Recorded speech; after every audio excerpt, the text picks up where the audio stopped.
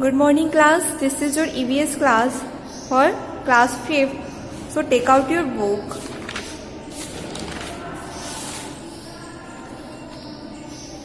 And today we are going to start our first unit, family and friends. Okay.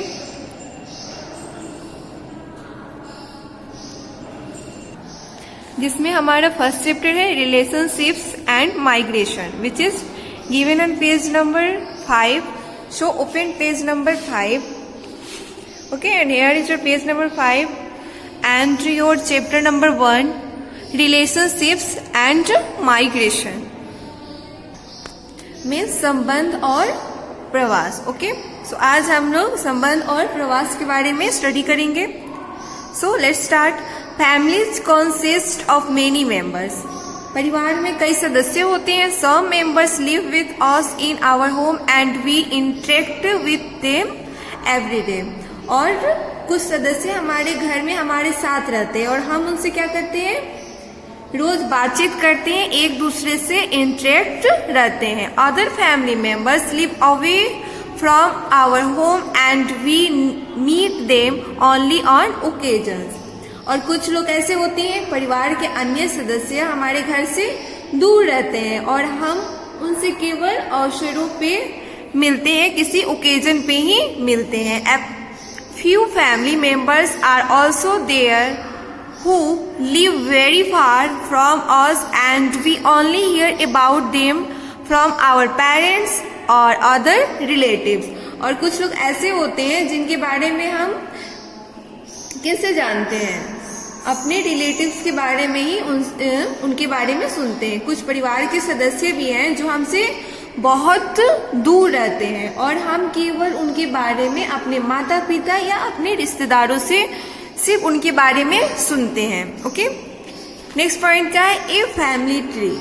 A family tree में देखते हैं क्या क्या है. A family keeps growing as new members are added to the family by marriage,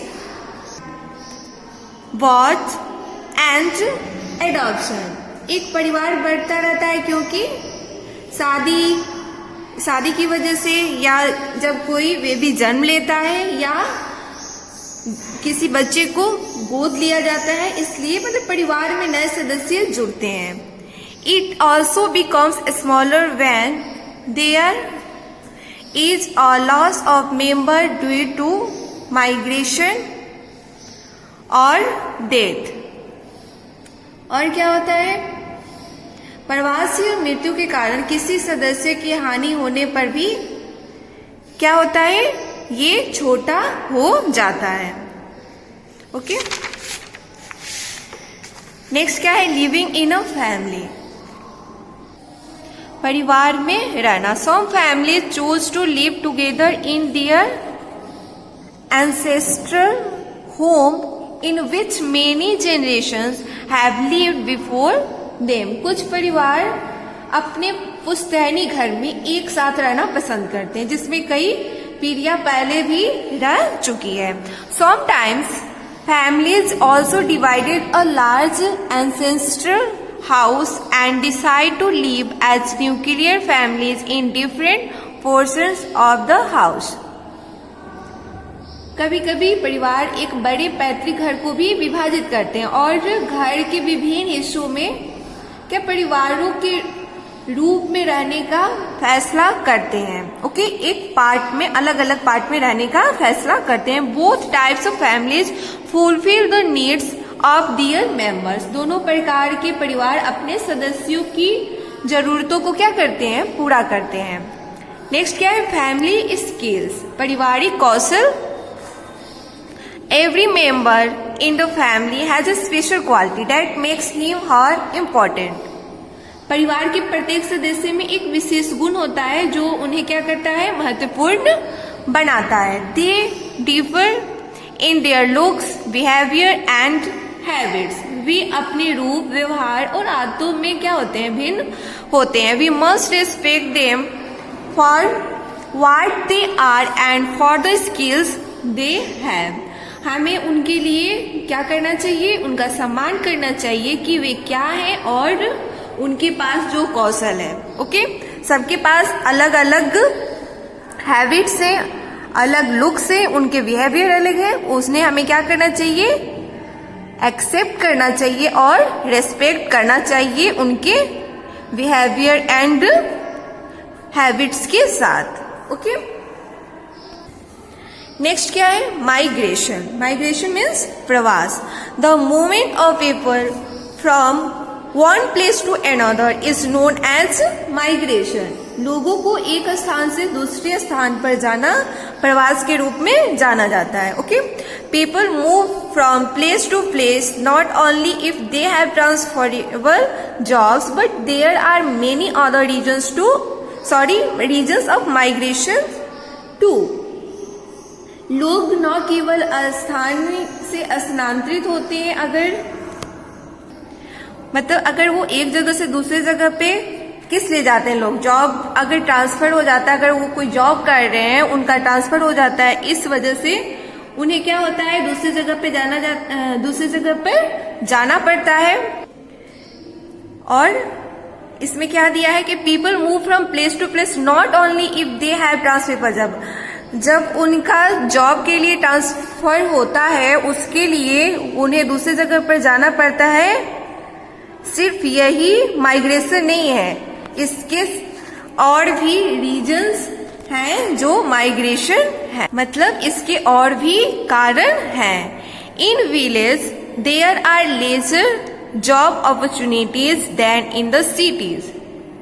गांवों में शहरों की तुलना में नौकरी के अवसर कम है। Most villagers on their livelihood by farming और रेयरिंग कैटल। और क्या है, ज्यादातर ग्रामीण खेती या मवेशी पाल कर अपनी आजीविका कमाते हैं। Many villagers move to cities for jobs and better living condition. और कई ग्रामीण नौकरी और बेहतर जीवन यापन के लिए शहरों का रुख अपनाते हैं, शहर जाते हैं। Some people even get settled in the cities and do not want to go back to their village. और क्या होता है, कुछ लोग शहरों में भी बस जाते हैं और अपने गांव वापस नहीं जाना चाहते हैं।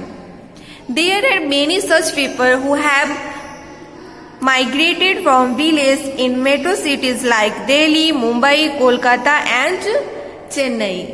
कई ऐसे लोग हैं जो दिल्ली, मुंबई, कोलकाता और चेन्नई जैसे मेट्रो शहरों में रहते हैं और गांव से पलायन कर चुके हैं।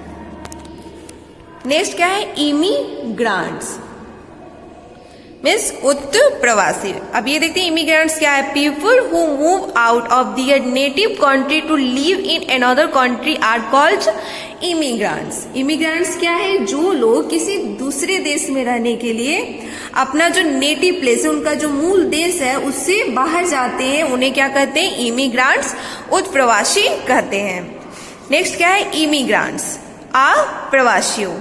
People who move to a particular country to live there are called immigrants. वहाँ रहने के लिए एक विशेष देश में जाने वाले लोग हैं जो अप्रवासी हैं।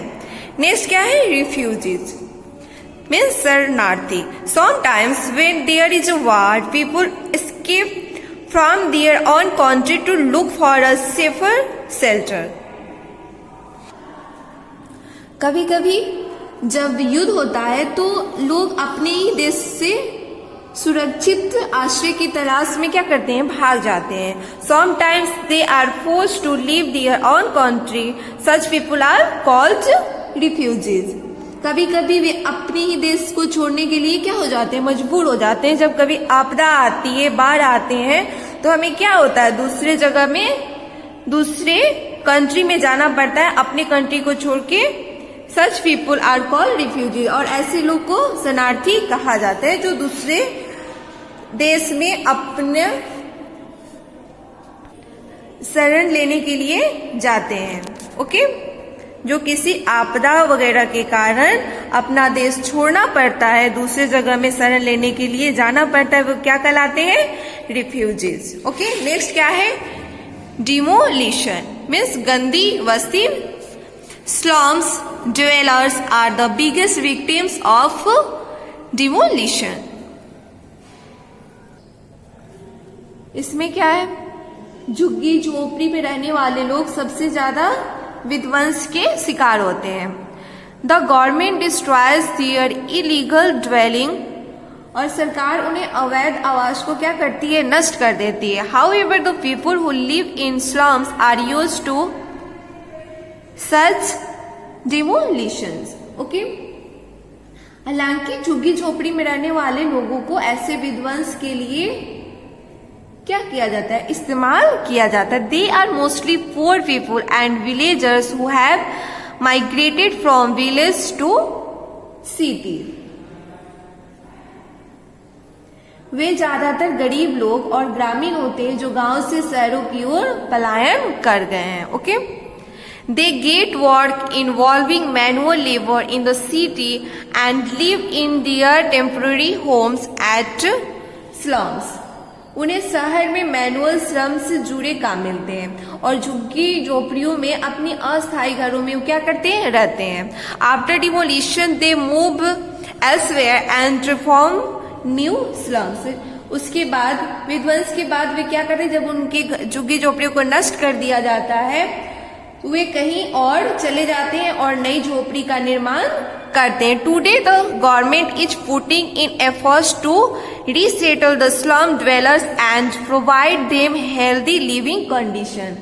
आज सरकार क्या कर रही है, झुग्गी वासियों के पुनर्वास और उन्हें स्वस्थ रहने के लिए प्रयासों में क्या करिए, लगी रही है। रहने की स्थिति में उनके लिए गवर्नमेंट क्या कर रही है, एफर्ट डाल रही है कि उन्हें अच्छे घर मिले। नेक्स्ट क्या है, डिस्प्लेसमेंट मीन्स विस्थापन।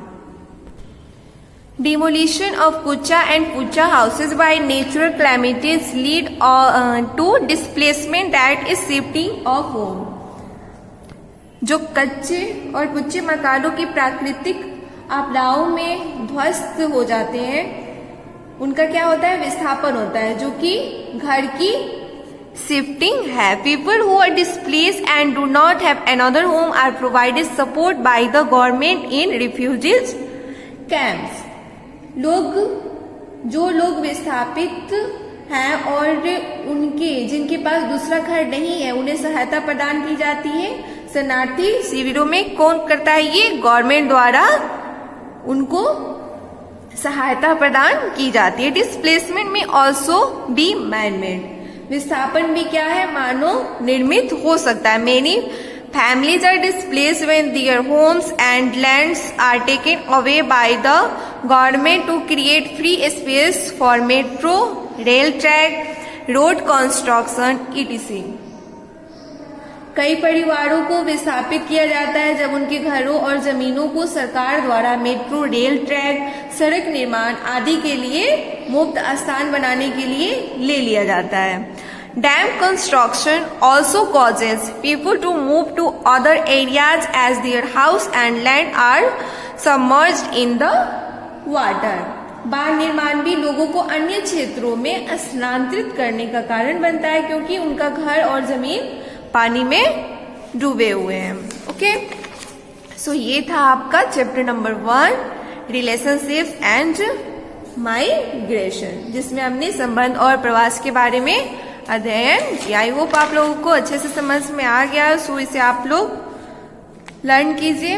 ओके, और इससे related question answer and exercise आपको PDF मिल जाएगा। ओके, और आज की हमारी क्लास से ओवर होती है।